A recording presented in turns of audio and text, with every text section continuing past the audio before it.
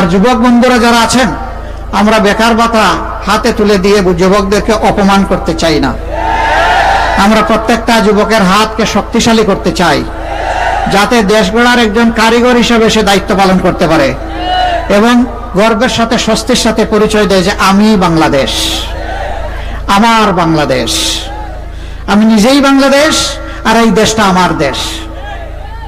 আমি দিতে চাই, আমি দুর্বল হাতে বেকার ভাতা নিতে চাই না, আমি কাজ করে খেতে চাই। তারা কিন্তু এই দাবিতেই রাস্তায় নেমেছিল যে আমার অধিকার আমাকে দাও, আমার কাজের অধিকার আমাকে দাও, ওই অযৌক্তিক কোটা সিস্টেম উঠায় দাও।